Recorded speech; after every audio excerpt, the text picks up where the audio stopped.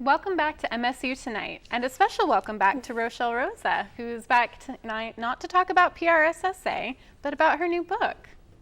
So tell me a little bit about your book. Like, first of all, what's it called? So my book is called Generation of the Last Hour. It is a young adult dystopian novel set in a distant future where America's youth have been put in underground bunker cities for their own safety because World War III has been going on for generations. And so an enemy army rolls over the underground city, and the main character is a council member for the city. And she has to make the decision, does she fight or do they die? Mm-hmm. Because the city is housing Christian youth, and she has to determine, do we kill or do we die martyrs? So it plays on faith and fascism, as well as patriotism versus faith. Mm-hmm. So, where did you get the idea for this? How were you inspired to write a book? The original idea came in 7th grade, mm-hmm. but I put it on the back burner because I didn't like the idea. And then in sophomore year of high school, I brought it out again, mixed with some influence from World War II history. I love World War II history.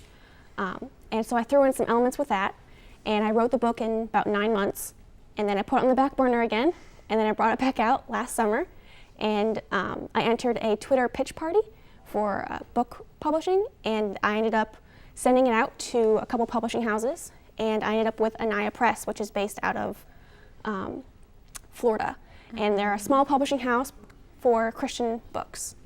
Cool. So you mentioned earlier it's an indie publisher, so versus self-publishing or traditional publishing, what's the process like? What's it like working with an indie publisher? So with an independent publisher, you have more control than you would with a traditional publisher, which is bigger corporations that are global, and you have less stress than self-publishing, where you have to foot the bill for everything, all the production. It's a collaborative effort, so I get a lot of say in cover art design. I got to put my input on it, and I get to work closely with the management of the publishing house to help promote it and to help get everything together for it. Mm-hmm. So your book's actually not out yet, so Correct. when is that coming out? So it releases May 23rd. It is currently available for pre-order on barnesandnoble.com, and will also be available on amazon.com. You can check it out on my website, rochelerosa.com. And my Twitter handle is @Rosa_Rochele. You can follow me on Twitter to get any updates as well. Cool. So is there anything else about, I know it must be hard to, first of all, you're a junior in college, you're the student firm director of PRSSA. I don't know what else you do too much. And an author on top of it, how do you even manage that?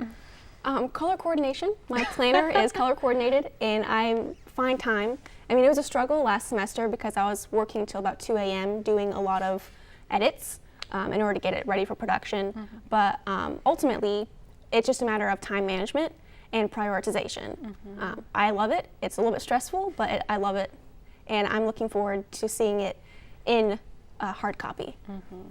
So do you have any tips for anyone who might be interested in either writing a book or interested in publishing in general?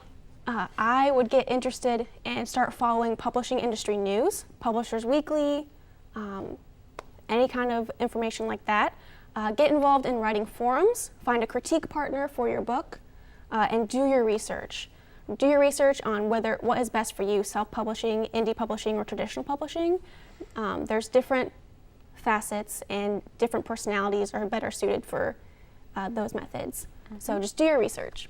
All right, cool. Well, is there anything else you'd like to add, or any?